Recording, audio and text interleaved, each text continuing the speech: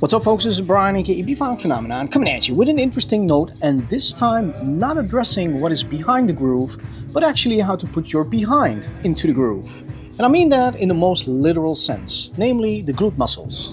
And I'm using the following exercise to illustrate the importance and functionality of the muscles involved.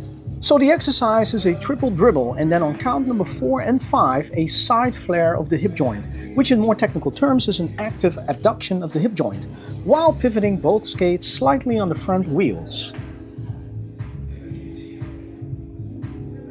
Now pulling the hip up and out like this kinda looks like a move you would see a very skillful belly dancer do. But where the belly dancer primarily engages the core muscles and more specifically moves the hips by super controlling and isolating the lower abdominal muscles and the oblique abdominals, in the context of roller skating, controlling the hip joints happens by engaging and tasking the entire glute muscle group, and more specifically the gluteus medius.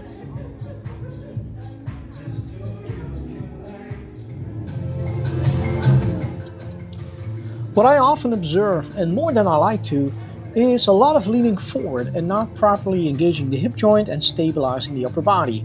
A lot of bending forward, bending the knees too much, looking down, and so on. Just overall dysfunctional posture. The most common reason for all this is weak glute muscles. And the most common cause for that? Well, that's right, sitting on your butt. For far too long, way too much. And it takes quite an effort to undo the effects of prolonged sitting, which has another side effect, by the way, as it is also the lead cause of tight hip flexors. So it takes a lot more than having longer work breaks from your computer and going for a walk and doing a few squats and hip thrusts in the gym every week. The longer you sit, the more you need to counter-react. I can spot weak glutes from miles away, and I see it a lot. And unfortunately, I spot it right away on the internet and social media as well, where folks are posting their favorite moves but leave their asses at home, or at least out of the moves. I wonder why, but then again, I don't have to, because there is no sensible answer to that question. So, if you like to engage into clean locomotion, proper posture, and soulful funkiness, you are most welcome to my world, where I'll lay out all the details that will massively improve the quality of your flow.